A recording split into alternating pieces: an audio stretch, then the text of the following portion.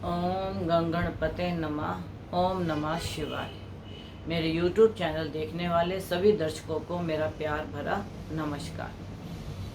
आज मैं आपको मंगल का राशि परिवर्तन होना और अंगारक योग का ख़त्म होना, यह मैं आपको सारा बताऊंगी। देखिए, 1 जून को जो है मंगल जो है अंगारक योग से निकल के मीन राशि से निकल के मेष राशि में जाएंगे और काल पुरुष के प्रथम भाव में।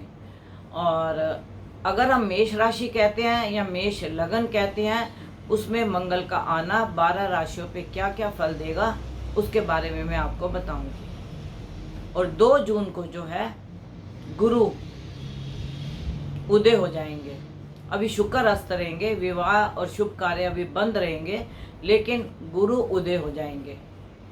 अब मेष राशि का फल जो है मंगल के परिवर्तन होने से, देखिए, जब मंगल अपनी ही राशि में मेष राशि में आएंगे तो मेष राशि वाले थोड़े उग्र हो जाएंगे, उनके अंदर सहन शक्ति थोड़ी कम हो जाएगी किसी के बात को सहने के लिए। और उग्रता होना यह शुभ नहीं होता, लेकिन अपनी राशि में वह आ रहे हैं और अपनी राशि में उनका जो फल होगा वह वैसे तो फल देगा शुभ कारक, लेकिन जो मंगल है एग्रेसिव ग्रह है, तो वो मतलब शरीर के अंदर मतलब गुस्सा, लड़ाई झगड़ा, बात बर्दाश्त न करना, यह मेष राशि वालों के लिए होगा। और इसके ऊपर शनि की तीसरी दृष्टि पड़ेगी। अब शनि की तीसरी दृष्टि पड़ने से तो आप ये देखिए, शनि अपना कार्य करेंगे, उत्तेजित लाएंगे, नीच की दृष्टि पड़ेगी।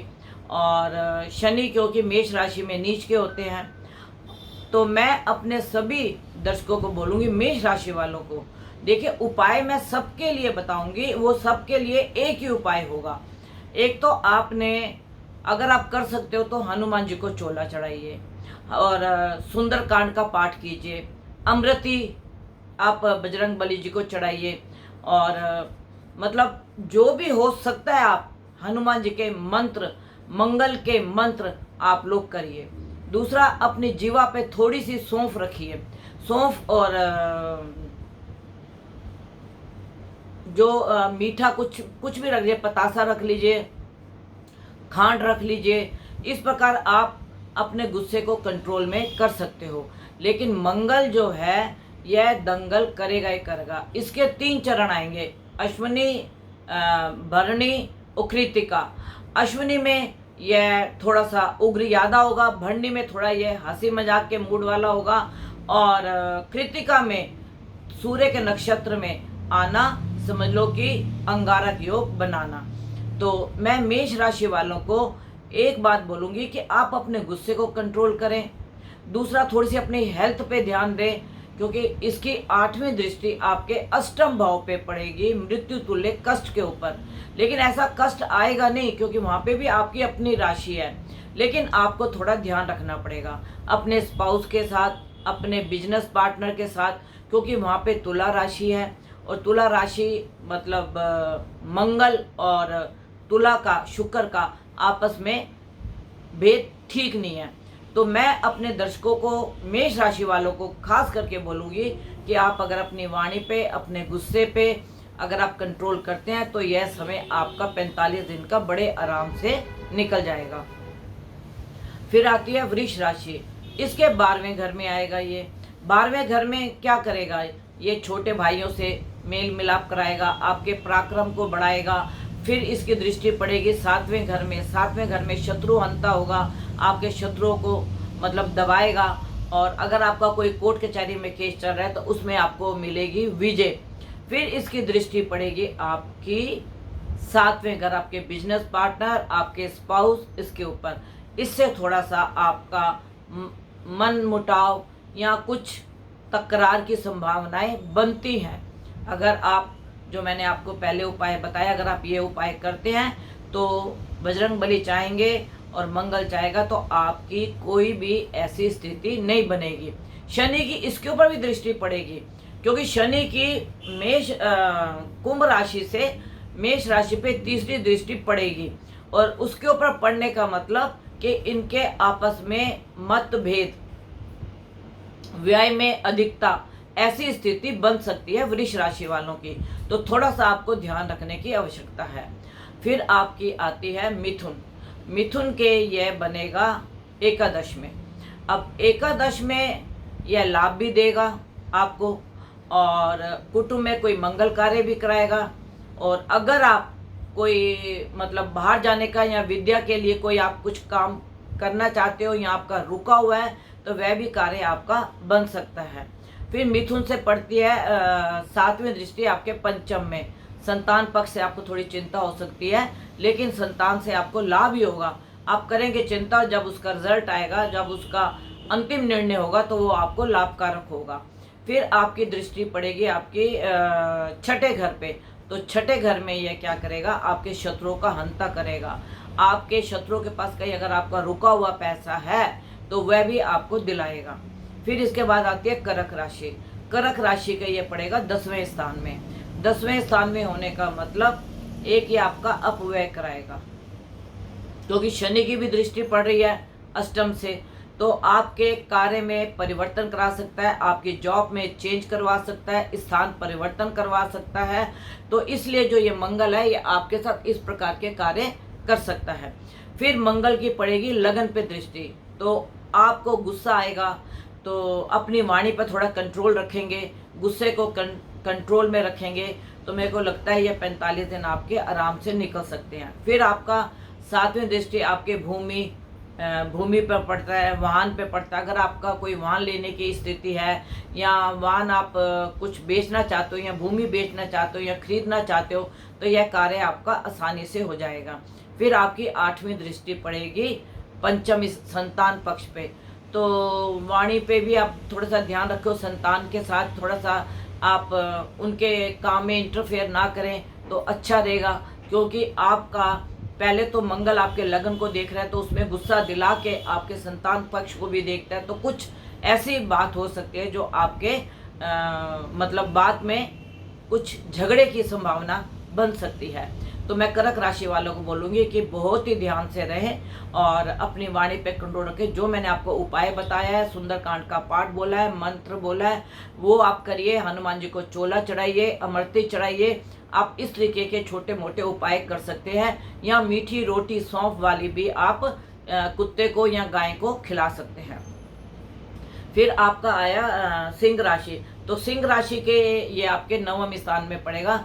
तो पिता के आपको स्वास्थ्य का ध्यान रखना पड़ेगा। पिता से कोई आपका मन मुटाव ना हो जाए, इस प्रकार की स्थिति बनती है। कोई आपसे अपव्यय ना हो जाए, उसका भी आप ध्यान रखें। पराक्रम आपका बढ़ेगा। छोटे भाई बहनों से आपका संबंध अगर बिगड़ा हुआ है तो वो अच्छे संबंध बनेंगे और उनकी आप मदद भी कर सकते हैं। और फिर आपकी दृष्टि पड़ती है चौथे भाव पे। वाहन, सुख और भूमि और कुछ भी आप इस प्रकार का वो मतलब खरीद भी सकते हैं, बेच भी सकते हैं। और माता के मतलब माता से संबंध आपके बहुत अच्छे बनेंगे। यह सिंह राशि का है। फिर आपका आ गया कन्या। कन्या लगन और कन्या राशि। जो भी मैं या आपको उपाय या जो भी मैं आपको फलित बता रही हूँ, ये कन्या मतलब लगन भी है और भाव भी है, राशि भी है। तो अगर कन्या राशि वाले या कन्या लगन वाले हैं तो इनके अष्टम में पड़ेगा। अष्टम में पढ़ के सबसे पहले ये आपके धन का अपव्यय करा सकता है, क्योंकि उसके ऊपर आपकी नीच की दृष्टि पड़ेगी।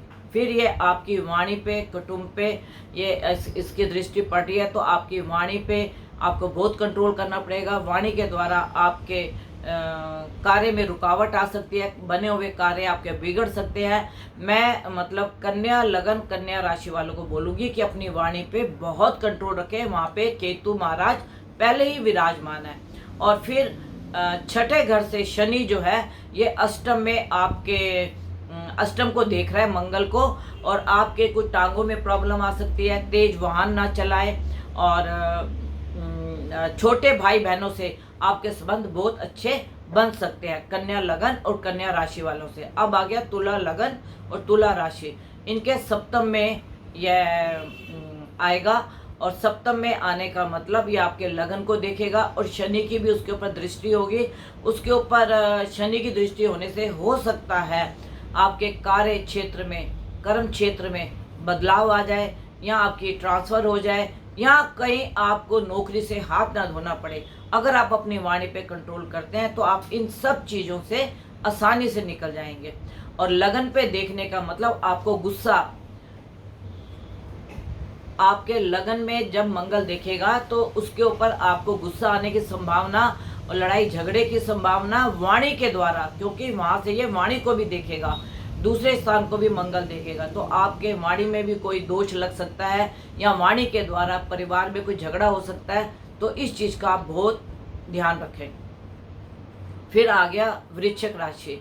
वृश्चिक राशि और वृश्चिक लगन, इनके जो छठे भाव में आएगा, एक तो शत्रुहंता और धर्म के कार्य में रुचि बढ़ेगी। दान धर्म में आपका बहुत झुकाव रहेगा, क्योंकि ये पहले आपके नवम भाव को देखेगा, नवम भाव के बाद ये आपके 12वें भाव को देखेगा।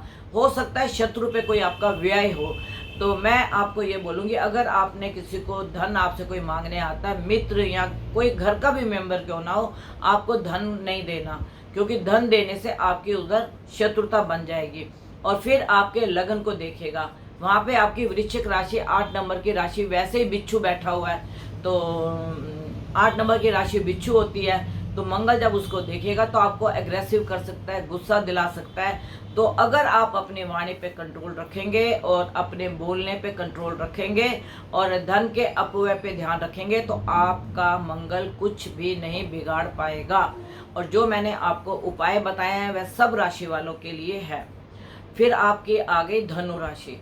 अब धनु राशि वालों के ये आएगा पंचम में।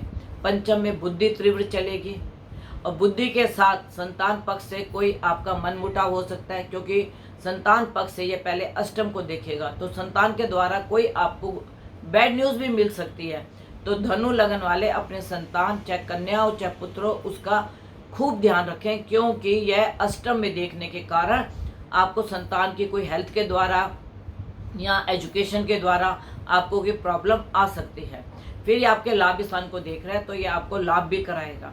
और लाभ कराने का मतलब कहीं आपका रुका हुआ धन, या आपके प्रमोशन, या आप कोई अपने बिजनेस को बढ़ाना चाहते हो तो आप कर सकते हो, ये समय आपके लिए अच्छा है। लेकिन आपका संतान के ऊपर व्यय भी होगा, क्योंकि इसकी 8वीं दृष्टि 12वें स्थान में पड़ रही है।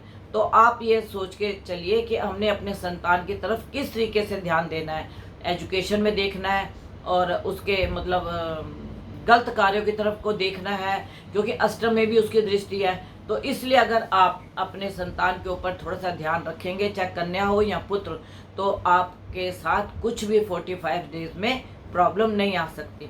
फिर आपका आ गया मकर लगन या मकर राशि। तो यह आपके चौथे घर का मालिक होगा, तो आपके एक्सीडेंट होने का चांस बनते हैं। मकर राशि वालों के लिए बोल रही हूँ, क्योंकि शनि की दृष्टि तीसरी पड़ेगी, तो आपकी तीसरी दृष्टि वाहन प्रॉपर्टी को खरीदने और बेचने में बहुत ध्यान रखें, क्योंकि शनि जो है यह कुछ नुकसान करा सकता है, एक्सीडेंट करा सकता है। और तेज वाहन ना चलाएं।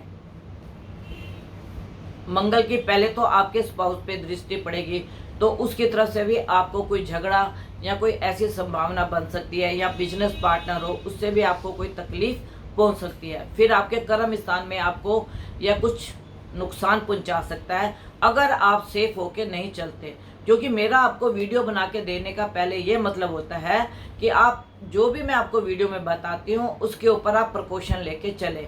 अब मंगल मकर राशि का चौथे घर में बैठ के पहले तो आपके स्पाउस पार्टनर को देखेगा, उस तरफ से आपको ध्यान रखने की जरूरत है। गाड़ी तेज नहीं चलाने, एक्सीडेंट का योग करेगा। प्रॉपर्टी में आपको कोई नुकसान पहुंचा सकता है अगर आप पूरे कागज देख के नहीं करते, और वाहन आप बिल्कुल ध्यान से चलाएं जिससे आपके एक्सीडेंट का योग ना बने। फिर आपके कर्म स्थान को देखता है कि आपको अपने कर्म स्थान से या अपने स्थान से जहां आप रहते हैं वहां से आपकी ट्रांसफ़र हो जाए, आप कहीं दूर चले जाए, इसका भी योग बनता है। फिर आपके लाभ स्थान को देखता है 8वीं दृष्टि से, तो आपको धन का लाभ कराएगा। लेकिन उससे पहले तो आप ये देखिए ना, स्पाउस के साथ और कर्म के स्थान पे आपके साथ यह नुकसान करने के योग बना रहा है। तो अगर आप ध्यान से चलते हैं और मतलब उपाय करते हैं तो यह फिर मंगल आपको लाभ देगा। किसके द्वारा? प्रॉपर्टी के द्वारा, व्हीकल के द्वारा, या स्पाउस के द्वारा, या पार्टनर के द्वारा आपको लाभ दे सकता है अगर आप प्रिकॉशन लेके चलते हैं। तो फिर आपकी आ गई कुंभ, कुंभ लगन और कुंभ राशि, ये आपके आ गया तीसरे भाव में। तो शनि की तीसरे भाव में दृष्टि तो अच्छी पड़ती है, मंगल वहाँ पे अच्छा फल देता है, लेकिन शनि की दृष्टि होने से आपके छोटे भाई बहनों से कोई संबंध विच्छेद हो सकता है या कोई संबंध बिगड़ सकते हैं आपकी वाणी के द्वारा, आपकी वाणी के द्वारा। क्योंकि देखिए दोनों तरफ पाप कर्तृ योग हो जाएगा, एक तरफ शनि बैठा, एक तरफ मंगल बैठा, बीच में राहु है, तो ये पाप कर्तृ योग भी आपको नुकसान दे सकता है। अगर आप प्रकोशन लेके चलते हैं और ध्यान से चलते हैं तो ये आपको लाभ ही देगा, क्योंकि तीसरे घर में मंगल का होना बैठना बली होता है। तो मैं आपको एक ही बात बोलूँगी, क्योंकि ये आपके शत्रुओं को भी दबाएगा और आपके भाग्य को भी जगाएगा और आपके कर्म को भी बढ़ाएगा, अगर आप सोच समझकर चलते हो तो। नहीं तो शनि जो दृष्टि दे रहा है उसके हिसाब से आपको नुकसान भी हो सकता है। फिर आपके आगे मीन राशि और मीन लगन, मीन राशि और मीन लगन के भी आप देखिए, ये जो मंगल है दूसरे स्थान का मालिक बनता है। अब लगन में मंगल आपका बैठा है राहु मीन लगन में, और दूसरे स्थान में आपके आ गया मंगल, और आपके 12वें स्थान में आ गया शनि। तो आपका लगन जो है ये पाप कर्तरी लगन बना है कि आपका दिमाग काम नहीं करेगा, आप सोचने समझने में आपकी शक्ति काम नहीं करेगी, क्योंकि दोनों आपके लगन के तरफ पाप कर्तरी योग बना हुआ है, एक तरफ शनि, एक तरफ मंगल और बीच में राहु। तो अंगारक योग से तो आप बच गए, लेकिन अगर आपने अब अपना ध्यान नहीं रखा तो आप देखिए शनि जो है इसके परिवार में आपके झगड़ा करवा सकता है किसी भी प्रकार से, और धन का अपव्यय करवा सकता है। फिर मंगल की चौथी दृष्टि आपके पड़ेगी संतान पे, बुद्धि पे, तो उसके ऊपर भी आपको बहुत अंकुश लगा के चलना है जिससे आपको कोई नुकसान ना हो। फिर ये आपके अष्टम को भी देख रहा है, तो अष्टम को देखने का मतलब आपके नाभि से नीचे कोई आपको प्रॉब्लम ना हो, कोई हड्डियों की पेन ना हो या दर्द ना हो या कोई चोट लगने की संभावना ना हो, क्योंकि अष्टम को देख रहा है ये। तो मैं अपने मीन राशि वालों को बोलूँगी कि आप बहुत सोच समझ के निर्णय लें, क्योंकि राहु जो है लगन में बैठ के बुद्धि को हरता है, लगन में बैठ के यह बुद्धि को हरेगा। लेकिन मंगल अगर आप सोच के अपनी वाणी का ध्यान रखते हैं, बुद्धि से ठीक निर्णय लेते हैं और अष्टम को देख के आप गाड़ी का दुरुपयोग नहीं करते, वाहन तेज नहीं चलाते, और फिर आपके ये भाग्य को भी देखेगा तो ये भाग्य भी बढ़ा सकता है। पिता के साथ कोई तालमेल आपके मिला सकता है, अगर आपके पिता से संबंध बिगड़े हुए हैं तो उसको यह अब सुधारने के लिए इसकी 8वीं दृष्टि होगी। लेकिन आपको पहले अपनी वाणी के ऊपर, अपने बोलचाल के ऊपर, अपनी बुद्धि को कंट्रोल में करना पड़ेगा, उसके बाद ही आप सब लाभ ले सकते हो। और मैंने आज आपको मेष राशि, मेष लगन से लेके काल पुरुष के प्रथम भाव से लेके द्वादश भाव तक के मैंने आपको मंगल के उपाय और फलित बताया है। यह सब राशि और लगन वालों के साथ है। अगर आप ध्यान से चलेंगे तो आपके साथ कोई भी दुर्घटना नहीं हो सकती, क्योंकि ये गोचर के फल है। और अगर आपको गोचर के फल के अंदर दशा अंतर प्रतनता चल रहा है तो उसके फल आपके साथ 100% घटित होंगे, नहीं तो यह आपके 10-15 दिन में आपके ऊपर ये घटित होके उसके बाद ग्रह जितनी डिग्री का आपकी कुंडली में है उतने डिग्री तक आपको थोड़ा ध्यान रखने की जरूरत है। उसके बाद अगर आप उपाय भी करते हो और दान धर्म भी करते हो तो मुझे ऐसा लगता है कि कोई भी ग्रह किसी को मतलब कष्ट नहीं दे सकता। और अगर देखे ग्रह तो राजा महाराजों को भी बदलते हैं, संतों के भी बदलते हैं, लेकिन वो अपनी पूजा पाठ में, अपने कार्य में इतना व्यस्त रहते हैं कि वो इस तरफ ध्यान नहीं देते। होनी तो होगी लेकिन वो कम में होके टल जाएगी। तो आज मैंने आपको सबको मंगल का 1 जून को जो राशि परिवर्तन होना है और 2 जून को बृहस्पति का उदय होना, इसके बारे में बताया है। अगली वीडियो जो है जब कोई ग्रह परिवर्तन होगा तो उसके बारे में मैं आपको बताऊंगी। आज तक के लिए यही मैं आपको